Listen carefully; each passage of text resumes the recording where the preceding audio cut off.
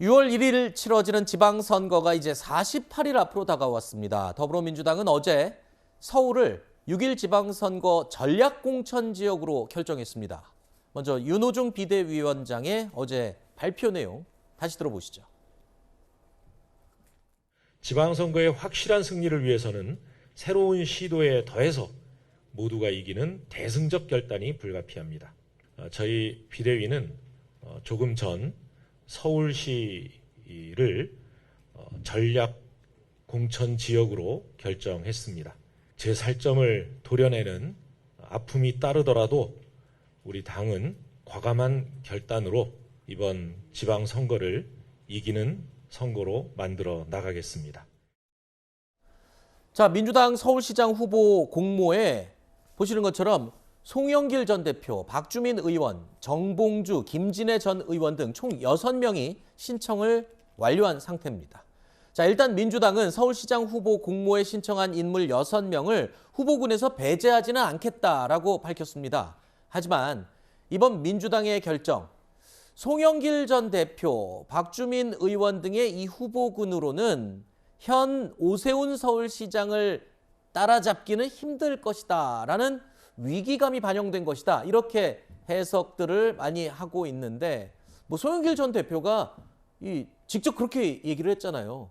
아무래도 이길 수 없는 선거 뭐 이런 식으로까지 얘기를 했었기 때문인데. 그러니까요. 지금 말씀하신 것처럼 상황이 안 좋아요. 네. 민주당이 이길 가능성이 현재로서 낮아요. 저는 뭐 100% 진다 이렇게 보진 않지만 상황이 여건이 좋지 않다고. 그럼 제가 이렇게 물어보겠습니다. 윤호중 원내대표, 그러니까 지금 비상대책위원장이죠.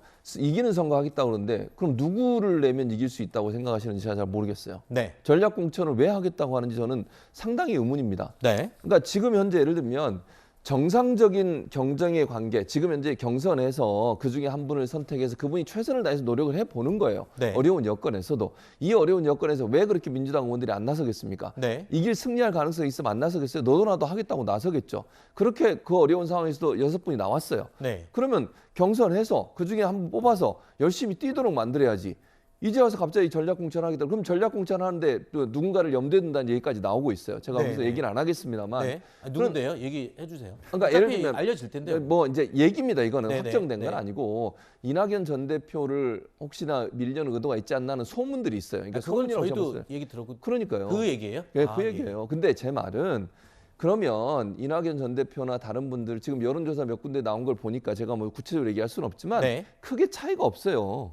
아니, 예를 들어서 제가 꼭 말씀드리고 싶은 것은 전략공천은 정말 승리의 가능성이 있고 정말 이분을 내어놨을 때 이분이 경쟁력이 있다고 하는 기본적인 어떤 그 기준이 돼야 되는 거잖아요. 네. 근데 지금의 상황으로 보면 지금 민주당에서 거론되고 있는 여러 후보들이나 다른 후보들이나 별 차이가 없는 상황에서 계파 갈등만 부추기는 일이에요. 이걸 왜 하는지 저는 개인적으로 모르겠습니다.